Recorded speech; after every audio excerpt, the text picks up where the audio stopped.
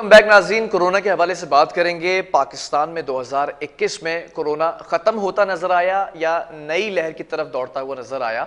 2021 के आगाज़ से लेकर अब तक कितने केसेस रिपोर्ट हुए और कितना फीसद लोग वैक्सीनेटेड होते नज़र आए? हुकूमती सतह पर क्या क्या काविशें की गई? कितने आइसोलेशन वार्ड्स बनाए गए और कितने लोग ऐसे हैं जो रिपोर्ट किए गए जो आइसोलेशन वार्ड से फरार होते भी नजर आए? उनके लिए क्या कार्रवाई की गई?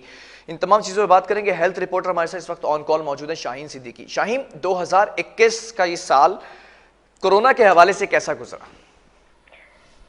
जी बिल्कुल, कोरोना के हवाले से कोई बहुत ज़्यादा गंभीर सूरत हाल नहीं हुई कि बहुत ज़्यादा इमवात हुई हो या बहुत ज़्यादा देखने में आया हो कि कोई इमरजेंसी अस्पतालों में नाफिज कर दी गई हो। रवां साल इतनी बड़ी तादाद नहीं थी, लेकिन डेल्टा का हमें सामना करना पड़ा जो कराची में इंडिया में जो खतरनाक वेरिएंट था डेल्टा पाकिस्तान में देखा गया। वो किस तरह डेल्टा आया, एयरपोर्ट वाले साइड से जो है वो जब पैसेंजर आए और वो क्वारंटीन सेंटर से भागना शुरू हुए, खासतौर पे जो वो खातून और उनका बच्चा जो डेल्टा वायरस का शिकार था और वो क्वारंटीन सेंटर से फरार हुए और उनका 3 से 4 दिन का तक पता ना चल सका कि वो कहाँ हैं और कहाँ नहीं है।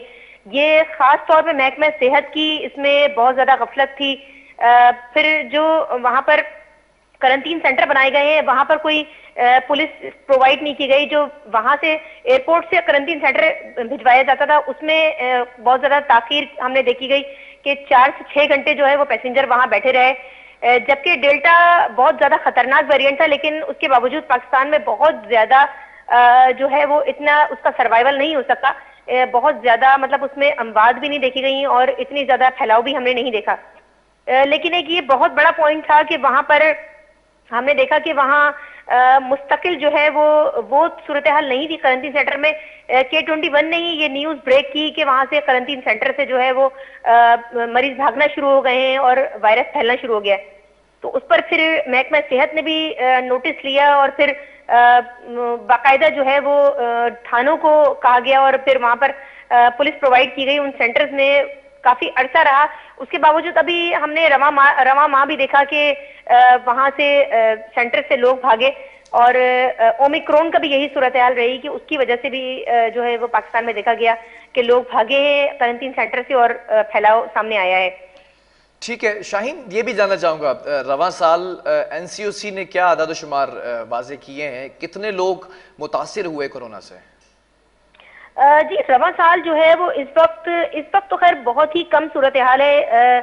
0.0 समथिंग इस वक्त जो है वो पॉजिटिव है पेशेंट की इस वक्त। लेकिन एक बहुत बड़ा टास्क जो रवां साल हमें दिया गया था वैक्सीनेशन के हवाले से, सिंध भर में जो है वो वैक्सीनेशन का अमल बहुत तेजी रहा। पूरे मुल्क के मुकाबले में अगर हम देखें तो तमाम सबसे ज्यादा जो सूरत हाल वैक्सीनेशन की रही वो सिंध में रही। 2 फरवरी 2021 से जो है वैक्सीनेशन का आगाज हुआ और रवां साल जो है वो 50.70% जो है वो कोरोना की वैक्सीन जो 2 जिन्होंने डोज लगाई है उनकी पूरी हुई। इसके अलावा जो है जिन्होंने सिर्फ एक ही डोज लगाई है उनकी भी तादाद बहुत बड़ी तादाद है। जबकि सिंध में जो है वो बूस्टर का भी आगाज जो है वो सबसे पहले पूरे मुल्क में अगर आप देखें तो सिंध में ही आगाज किया गया बूस्टर डोज का। और इस वक्त जो है वो ओमिक्रॉन जो रवां साल हमारे पास आया और पहला केस कराची से रिपोर्ट हुआ। खान में खातून थी जिनको कोरोना का पहला केस रिपोर्ट हुआ। जबकि अगर हम देखें तो एक क्वारंटीन सेंटर से एक पैसेंजर भागा था जिसमें ओमिक्रॉन बाद में जो है वो 8 दिन पहले भागा था और उसमें ओमिक्रॉन जो है वो उसका पॉजिटिव था। तो अगर हम देखें तो पहला केस अगर हम देखें तो वही पहला केस बनता है जो एयरपोर्ट से भागा है। अगर हम देखें ओमिक्रॉन के हवाले से तो अभी तकरीबन जो है वो 100 के करीब 100 मरीज पाकिस्तान में इस वक्त रिपोर्ट हो चुके हैं ओमिक्रॉन के हवाले से। ये एक बहुत बड़ा टास्क है। अगर हुकूमत ने इस पर तवज्जो नहीं दी तो जो आने वाला साल है जनवरी में खासतौर पे हम देख रहे हैं कि अगर इसका फैलाव मजीद बढ़ा तो हम फिर दोबारा माइक्रो लॉकडाउन और लॉकडाउन की तरफ चले जाएंगे, क्योंकि ओमिक्रॉन पूरी दुनिया में जो है वो बहुत तेजी से फैल रहा है और पाकिस्तान में इस वक्त 100 से ज्यादा केस जो है वो रिपोर्ट हो चुके हैं।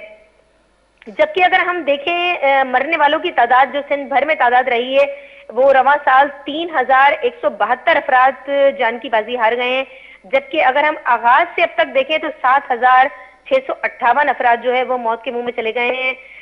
मतलब अगर हम 2020 की बात करें या 19 की बात करें और 2021 की बात करें तो अभी तकरीबन जो है वो 8000 के करीब अफराद अपनी जानों से खेल जा चुके हैं कोरोना के बाइस।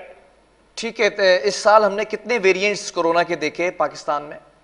पाकिस्तान में खास तौर पे हमने डेल्टा वेरिएंट जो इंडिया के वेरिएंट था वो हमारे मुल्क में आया, लेकिन अल्हम्दुलिल्लाह कि इतना ज्यादा फैलाव नहीं, और जिस तरह सूरत हाल ऑक्सीजन की कमी और आइसोलेशन वार्ड नहीं थे और लोग इंडिया में जिस तरह फुटपाथों पे पड़े हुए थे, वो सूरत हाल हमने पाकिस्तान में नहीं देखी, क्योंकि हमारे यहाँ सबसे ज्यादा जो फोकस किया गया वो ना ही आइसोलेशन वार्ड्स पर इतना फोकस किया गया, ना ही वेंटिलेटर्स पर इतना फोकस किया गया। सबसे ज्यादा जो फोकस किया गया वो एसओपीज पर किया गया, और दूसरा जो देखा गया हमने वैक्सीनेशन पर बहुत ज्यादा देखा। हमारे मुल्क में बहुत ज्यादा प्रेशर था लोगों पर वैक्सीनेशन के हवाले से। सिमें बंद की गई कुछ दिन के लिए, ये मतलब एक बराबर करवाया गया, लोगों की तनख्वाहें रुकवाई गई कुछ दिन के लिए, फिर उनको जारी कर दिया गया है सिर्फ इसलिए कि लोग वैक्सीनेशन करवाएं अपनी, ताकि इस मर्ज से बचा सके। क्योंकि बहुत सारे वेरिएंट हैं, क्योंकि ये जो वायरस होता है ये अपनी शक्ल तब्दील करता रहता है। जैसे अगर हम ओमिक्रॉन की बात करें तो ये एक ऐसा वेरिएंट है जो जिसने बहुत तेजी से अपनी शक्ल तब्दील की है, और ये जैसे जैसे ये जो वायरस होते हैं अपनी शक्ल तब्दील करते हैं उससे ज्यादा कुव्वत जो है इनके अंदर आ जाती है, और जो इंसानी मुदाफियत है उसके खिलाफ ये काम करना शुरू कर देते हैं। वायरस की अगर हम देख लें, दुनिया में जितने भी वायरस हैं, अगर हम हेपेटाइटिस की भी बात करें, हेपेटाइटिस सी की वायरस करें, तो उसकी भी वैक्सीनेशन आप आज तक इसलिए नहीं बन सकी कि उसका जो वायरस है वो बार बार अपनी शक्ल बहुत तेजी से तब्दील करता है और इतना ही ताकतवर हो जाता है, बहुत ज्यादा इंसान की इम्यूनिटी के खिलाफ वो काम करता है। तो इसलिए आज तक जो है वो उस पर नहीं बन सका। शाहीन, इस साल हमने देखा कोरोना के मद्देनजर मेडिकल और पैरामेडिकल स्टाफ के लिए भी काफी कोशिशें की गई, लेकिन सरकारी अस्पतालों की हालत क्या रही इस साल? देखिए, अगर हम सरकारी अस्पतालों की बात करें तो खास तौर पे जो पैरामेडिकल स्टाफ है या डॉक्टर्स हैं उनके लिए रिस्क अलाउंस रखा गया, क्योंकि एक बड़ी तादाद में अगर हम देखें शुरू में जब वार्ड बनाए गए तो बहुत ज्यादा खौफ था और लोग काम करने को तैयार नहीं थे, लेकिन उसके बावजूद पैरामेडिकल स्टाफ ने और डॉक्टर्स ने काम किया और आईसीयू में 24-24 घंटे जो है वो उन्होंने ड्यूटियां दी।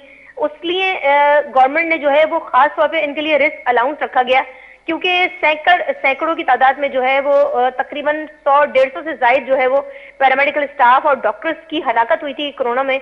तो इसलिए एक रिस्क अलाउंस दिया गया इनको कि अपनी जानों पे खेलकर जो है ये वार्ड्स में ड्यूटी अंजाम दे रहे हैं और लोगों की जानें बचा रहे हैं। लेकिन सूरत हाल इतनी ज्यादा गंभीर नहीं थी कि जिस तरह हमने इस साल प्रोटेस्ट भी देखा नर्सिंग एसोसिएशन की जानिब से, पोस्ट ग्रेजुएट्स की जानिब से, हाउस ऑफिसर्स की जानिब से, तो उनको रिस्क अलाउंस अब तक मिल चुका है या नहीं मिला है? जी बिल्कुल, अगर हम देखें तो रवां साल बहुत ज्यादा प्रोटेस्ट रहा, खासतौर पर पैरामेडिकल के स्टाफ की तरफ से, यंग नर्सिंग एसोसिएशन की तरफ से और यंग डॉक्टर्स एसोसिएशन की तरफ से भी बहुत ज्यादा तादाद में हमने देखा कि इस दफा बहुत ज्यादा एहतजाज किया गया।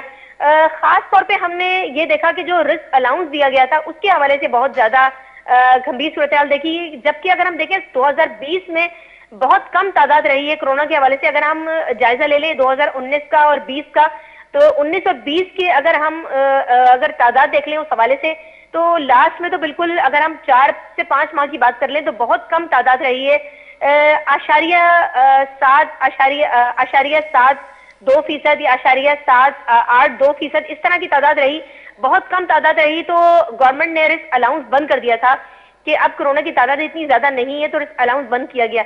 लेकिन पैरामेडिकल स्टाफ का कहना यह था कि अब भी पेशेंट मौजूद है और हम भी अभी भी ड्यूटियां अंजाम दे रहे हैं और एक्स्ट्रा ऑर्डिनरी ड्यूटियां दे रहे हैं, वैक्सीनेशन लगा रहे हैं लोगों को, तो इसलिए रिस्क अलाउंस जारी रखा जाए, इस पर एहतजाज किया गया। लेकिन अगर हम देख लें सिंध गवर्नमेंट की, तो उन्होंने फौरी तौर पर जो है वो जब एहतजाज 2 दिन गुजरे एहतजाज को, तो उन्होंने फौरी तौर पर जो है वो अलाउंस जारी किया। अगर हम एनआईसीवीटी की बात करें तो दूसरे दिन जो है वो डायरेक्टर एनआईसीवीटी लोगों के दरमियान, नर्सिंग स्टाफ के दरमियान आए और उन्होंने ऐलान किया कि वो फौरी तौर पर जो है वो हम अलाउंस जो है वो जारी करेंगे, और इस तरह 14 माह का जो रिस्क अलाउंस उनको नहीं मिला था वो फौरी तौर पर जारी कर दिया गया। ठीक है, हमने देखा इस साल के दुनिया भर में, खासतौर पर सेंट्रल यूरोप के अंदर सितंबर के महीने के अंदर लॉकडाउन ख़त्म किया गया, फिर दोबारा से अब ये खबरें गर्दिश में कि दुनिया भर में लॉकडाउन लगा दिया गया। बहरहाल इस वक्त अपडेट्स दे रही थी शाहीन सिद्दीकी, हेल्थ रिपोर्टर हमारी। बहुत शुक्रिया शाहीन आपका।